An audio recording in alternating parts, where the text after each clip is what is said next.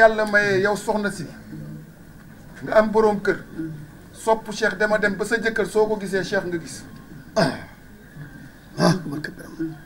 sa doom ju tuuti ji parental bi ngay gis Cheikh ci moom ceeb bi nga tiim di ko lekk moom la micro bi moom la yàlla lépp ci énergie la koy doxale ak taaqa sid lay sid na Cheikh énergie la lii yonent bi dëgg-dëgg énergie la Alaaji Malick dafa fekkanteeg sang bi ci jamono mais dafa connecté wu ci lii yonent bi di surfer te surfing boobu dootul yem fii ci lépp yàlla da nga fay am accès illimité nag laa wax informatique rek waaw boo xasee ba am benn loc waaw dugg ci benn entreprise waaw palier boobu na nekk rek yaa ngi ci réseau bi jeex na nga dem ba nga xam ne yéen ñi ngeen koy defee am na ñoo xam ne dañ leen di ubbil ay lignes sécurisées suñ ca paree ci moment biñ ko soxlaa ligne boobu amatul. comme bu roi bi bii ñëw ñu ngi koy defar. voilà. Mohamed Sis buy ñëw yooyu ñu koy defar.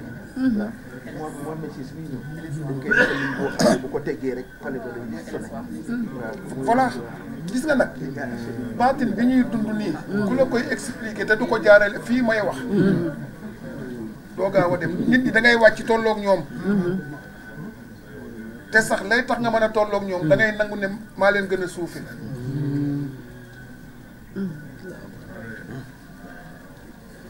sa doom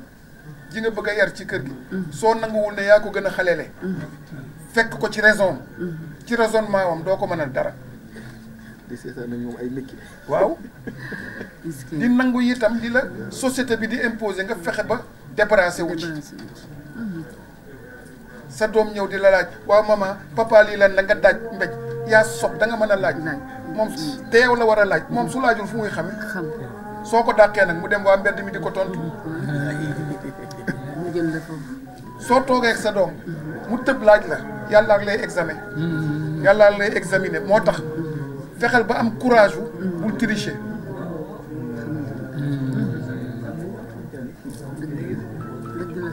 wallaay mën na la laaj waa maman wala papa yaag papa fu ngeen njëkk gisantee nu ngeen xamantee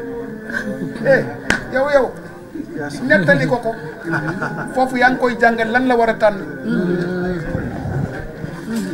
génneel ko qualité yi